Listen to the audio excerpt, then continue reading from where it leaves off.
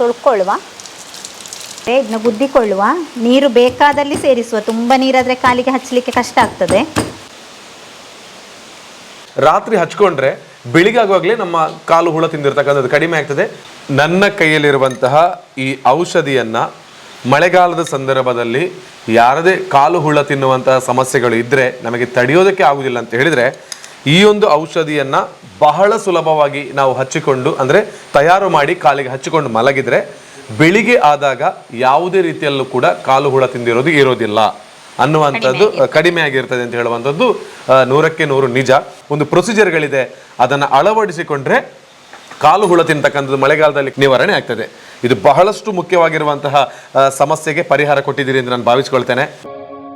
ಮನೆ ಮದ್ದು ಕಾರ್ಯಕ್ರಮದ ಮತ್ತೊಂದು ಸಂಚಿಕೆ ನಿಮ್ಮ ಮುಂದೆ. ಇವತ್ತು ಈ ಮಳೆಗಾಲದಲ್ಲಿ ಸಾಕಷ್ಟು ಸಮಸ್ಯೆಗಳಲ್ಲಿ ಒಂದು ಸಮಸ್ಯೆ ಯಾವುದು ಅಂತ ಹೇಳಿದರೆ, ಈ ಗ್ರಾಮೀಣ ಪ್ರದೇಶದಲ್ಲಿ ಅಥವಾ ಕೃಷಿಯನ್ನೇ ಅವಲಂಬಿಸಿರ್ತಕ್ಕಂಥ ಸಾಕಷ್ಟು ಜನ ನಮ್ಮ ಮನೆಯ ಹೊರಭಾಗದಲ್ಲಿ ನೀರು ಅಥವಾ ಮಳೆ ನೀರಾಗಿರ್ಬೋದು ಅಥವಾ ಇತರ ಫುಲ್ ಕೆಸರಲ್ಲೆಲ್ಲ ಹೋಗ್ತಾ ಇರ್ತಾರೆ. ಆ ಸಂದರ್ಭದಲ್ಲಿ ದೊಡ್ಡ ಸಮಸ್ಯೆ ಆಗಿರುವಂಥದ್ದೇ ಕಾಲಿನ ಹುಳ ತಿನ್ನುವಿಕೆ. ಅಂದರೆ ಕಾಲು ಕಂಪ್ಲೀಟ್ ಆಗಿ ನೋವಿನಿಂದ ರಾತ್ರಿ ನಿದ್ದೆನೂ ಮಾಡದಷ್ಟು ಪೈನ್ ಇರ್ತದೆ. ಅದು ಆ್ಯಕ್ಚುಲಿ ನಮ್ಮ ಕಡೆಯಲ್ಲಿ ಹಿಡಿದು ಕಾಲು ಹುಳ ತಿನ್ನೋದು ಅಂತಲೇ ಹೇಳ್ತಾರೆ. ಸೊ ಆ ಕಾಲು ಹುಳ ತಿನ್ನುವುದಕ್ಕೆ ಅತಿ ಶೀಘ್ರವಾಗಿ ಮಾಡಬಹುದಾದಂತಹ ಮದ್ದು ಅದು ಯಾವ ಮದ್ದು ಮತ್ತು ಅದನ್ನು ಹೇಗೆ ಮಾಡ್ತಾರೆ ಮತ್ತು ಅದಕ್ಕೆ ಬಳಸ್ತಕ್ಕಂಥ ಗಿಡಮೂಲಿಕೆ ಯಾವುದು ಅಂತ ಈಗ ತಾವು ಹೇಳ್ತೀರಿ. ಸೊ ಯಾವ ಗಿಡಮೂಲಿಕೆಯಿಂದ ನಮ್ಮ ಕಾಲು ಹುಳ ತಿಂದೋರ ಕಮ್ಮಿ ಮಾಡಬಹುದು? ಇದೀಗ ಕಾಯರ್ಪುಳಿ ಅಂತೇಳಿ ಒಂದು ಎಲೆ, ಮುಳ್ಳಿ ಇರ್ತದೆ ಗಿಡ. ಇದರಲ್ಲಿ ಬೆಂಡೆಕಾಯಿ ಹೂವಿನಾಗೆ ಹೂವು ಸಹ ಬರ್ತದೆ.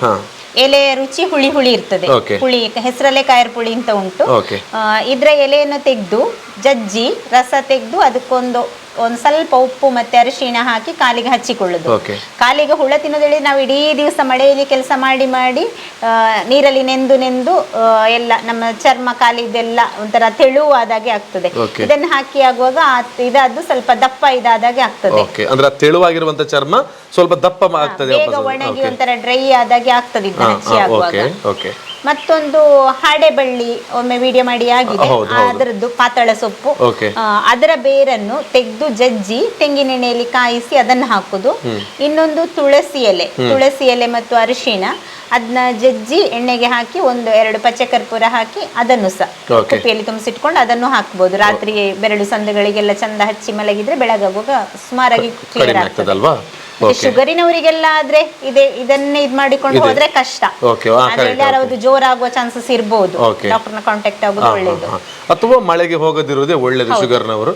ಸೊ ಸ್ವಲ್ಪ ಕಂಟ್ರೋಲ್ ಮಾಡ್ಕೊಂಡು ಇರಬೇಕು ಅಂತ ಕೇಳಿಕೊಳ್ಳೋದು. ಆದರೆ ನಮ್ಮ ಕಾಲು ಹುಳ ತಿಂದಿರುವಂಥದ್ದು ನಿಜವಾಗಿ ನೋಡಿದರೆ ಈ ನೀರಿಗೆಲ್ಲ ಹೋಗಿ ನಮ್ಮ ಕಾಲಿನ ಕೆಳಭಾಗದ ಚರ್ಮ ತೆಳುವಾಗೋದು, ಅದನ್ನು ಹೇಗೆ ನಿವಾರಣೆ ಮಾಡಬಹುದು ಅಂತ ಹೇಳೋದಕ್ಕೆ ಬೇಕಾಗಿ ಇವತ್ತು ನಮ್ಮ ಜೊತೆಗೆ ಇರತಕ್ಕಂಥ ಕಾಯರ್ಪುಳಿ ಅನ್ನುವಂತಹ ಸೊಪ್ಪಿನಿಂದ ಆಗ್ತಕ್ಕಂಥ ಔಷಧವನ್ನು ಹೇಗೆ ತಯಾರು ಮಾಡೋದು ಮತ್ತೆ ರಾತ್ರಿ ಹಚ್ಚಿ ಮಲಗಿದ್ರೆ ಬೆಳಿಗ್ಗೆ ಕಡಿಮೆ ಆಗ್ತದೆ ಅಂತ ಹೇಳೋದು ಗೊತ್ತಿದೆ.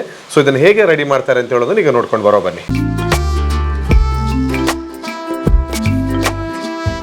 ತೊಳ್ಕೊಳ್ಳುವ, ಇದನ್ನ ಗುದ್ದಿಕೊಳ್ಳುವ, ನೀರು ಬೇಕಾದಲ್ಲಿ ಸೇರಿಸುವ. ತುಂಬ ನೀರಾದರೆ ಕಾಲಿಗೆ ಹಚ್ಚಲಿಕ್ಕೆ ಕಷ್ಟ ಆಗ್ತದೆ.